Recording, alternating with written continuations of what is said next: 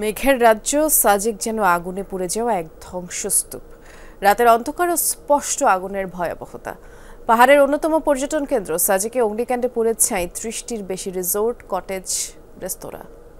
কোটি মানুষের আস্থার ভালোবাসায় 11 বারের মতো দেশের 1 নম্বর রেফ্রিজারেটর ব্র্যান্ড ওয়ালটন। যুদ্ধ বিধ্বস্ত কোনো নগরী কিংবা আগ্নেয়গিরির ক্ষতচিহ্ন নয়, রাতের অন্ধকারে আগুনের এই লেলিহান শিখা জানান দিচ্ছে ভালো নেই মেঘের স্বর্গরাজ্য সাজেক। মেঘের রাজ্য সাজেকের ৩২টি রিসোর্টে এখন অবশিষ্ট শুধুই ছাই। যেখানে পর্যটকরা উপভোগ করতেন সাদা মেঘের শুভ্রতা, সেখানে চারদিকে এখন কেবল আগুনের ধোঁয়া। যতদূর চোখ যায় শুধুই আগুনে পুড়ে যাওয়া ধ্বংসস্তূপ।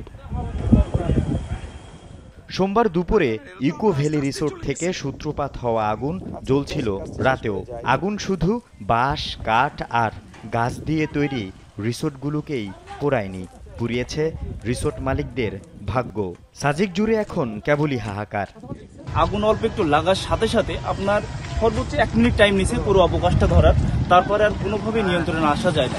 মনে করছি এটা কন্ট্রোল করা সম্ভব হবে, কিন্তু সম্ভব হয় নাই, যার কারণে ওদিকের আগুন এদিকে এসে একদম আমাদের অনেক 37টা মতো রিসোর্ট আমাদের পুড়ে গেছে। নতুন রিসোর্ট ছিল 30 তারিখে উদ্বোধন করার কথা ছিল, এই যে নিচে শতরঞ্জি রিসোর্ট, কিন্তু উদ্বোধন আর করতে পারিনি। এর আগে আল্লাহ সব নিয়ে গেছে। আমি মেঘেরগড় রিসোর্টের মালিক, মেঘেরগড় রিসোর্ট রেস্টুরেন্ট স্বর্ণালী।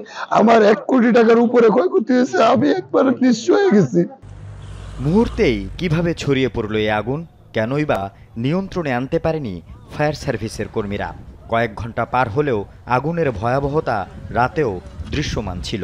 পানি স্বল্পতা ও বাতাসের গতিবেগের কারণে ক্ষতির পরিমাণ বেড়েছে বলে দাবি ফায়ার সার্ভিসের। এখানে পানির কোনো সোর্স ছিল না, যদি পানির রিজার্ভার থাকতো তাহলে এই আগুন নিবানোর জন্য আমাদের কোনো সমস্যা হতো না। আগুনের ভয়াবহতা বৃদ্ধি পাওয়াতে আমরা আমার খাগড়াছড়ি জেলায় অন্যান্য স্টেশন সবগুলোকে আমরা মুভ করিয়েছি। টোটাল 14টা ইউনিট আমার এখানে মুভ করেছে। শুধু রিসোর্টই নয়, ভয়াবহ এই আগুনে বশীভূত হয়েছে ত্রিপুরা ও লুসাইদের দোকানপাট ও ঘরবাড়ি। ক্ষতিগ্রস্ত এসব পরিবার ও ব্যবসায়ীদের পাশে দাঁড়ানোর আশ্বাস প্রশাসনের। আইন শৃঙ্খলা বাহিনী তারাও সবগুলি হচ্ছে একটা ক্ষয়ক্ষতির একটা লিস্ট করা হচ্ছে, প্রশাসনের তরফ থেকে একটা করা হচ্ছে। আমরা যখন ফাইনাল লিস্টে পাবো তখন হয়তো আমরা এটা এস্টিমেট করবো যে কি পরিমাণ ক্ষয়ক্ষতি হয়েছে। ওইটার আলোকে আমরা হয়তো তাদেরকে একটা ক্ষতিপূরণ দেওয়ার হচ্ছে ঊর্ধ্বতন কর্তৃপক্ষকে আমরা একটা সুপারিশ করবো। এমন ভয়াবহ অগ্নিকাণ্ডের পর পর্যটকদের নিরাপত্তার কথা বিবেচনা করে পরবর্তী নির্দেশনা না দেয়া পর্যন্ত সাজেক ভ্রমণে নিরুৎসাহিত করেছে রাঙামাটি জেলা প্রশাসন। আল আমিন শিকদার, যমুনা নিউজ।